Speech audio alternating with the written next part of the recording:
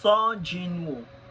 You see, Song Jin-woo begins his journey in a near-death experience in a dungeon.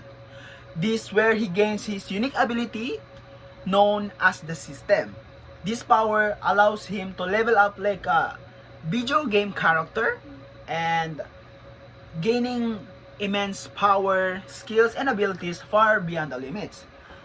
He's like an ordinary human, but in this story, he becomes the monarch of the shadow. But wait. Why do I choose him as an example of a leader? As I said earlier, he experienced near-death experiences. But in these experiences, he's not alone. Meaning, there are people that is alongside with him. In the midst of chaotic battle, in an S-rank dungeon, meaning, if you said S-rank dungeon, means this is the very difficult mission. The hunters were on the brink of despair. The monstrous creature towers over them. It roars, shaking very ground beneath their feet. The hunters, despite their combined efforts, were being pushed back. Their molar dwelling with its passing seconds is getting pushed down. Amidst the chaos, a figure emerged from the shadow, exuding an aura of unyielding determination. And guess what?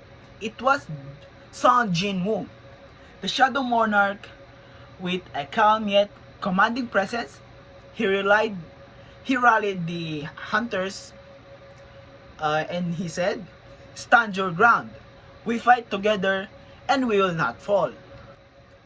Fast forward, in the aftermath of the battle, the hunters look at Song Jin-woo with admiration and gratitude.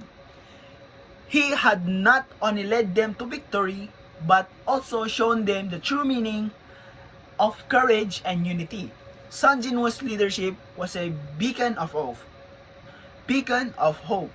guiding them through the darkest of times and providing that even highest of foes could be overcome with strength, strategy, and unwavering resolve. But hold on a minute. You cannot give us an example of leadership with a fictional character. You see, just like Song Jin-woo's journey from the weakest to the strongest, real-life leaders often face significant challenges and setbacks. Resilience and determination are crucial for overcoming obstacles and achieving long-term goals. For example, a startup founder might face numerous rejection and failures before finding a success, but their unwavering determination keeps them moving forward. And as I said earlier, Song Jin-woo's ability to inspire his allies and lead them to the victory is a key aspect of his leadership. In real life, leaders who can motivate and inspire their teams to create a positive and productive work environment. A manager who recognizes and celebrates their team's achievements can boost morale and drive for a better performance. And I love that Song Jin-woo's mind and tactical brilliance are essential in a battle and also essential in our work.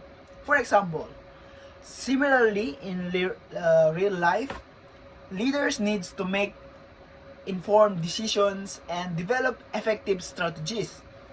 This is to navigate complex situations like a CEO, for example, must analyze a market trends, assess risk, and make strategic decisions to steer their company toward success.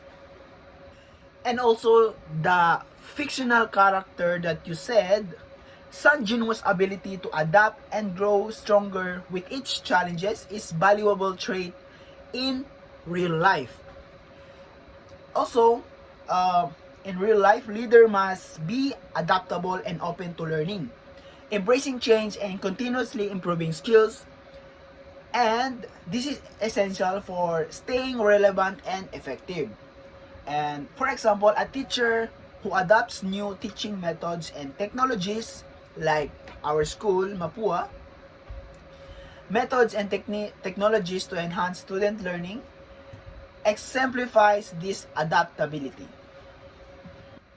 And lastly, like his abilities, shadow monarch powers or his shadow soldiers, which is he can command.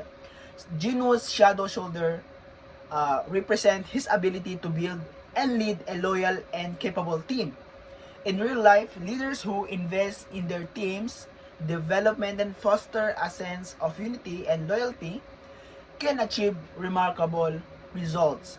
A project manager who empowers team members and delegate tasks effectively and foster collaboration can lead their teams to success.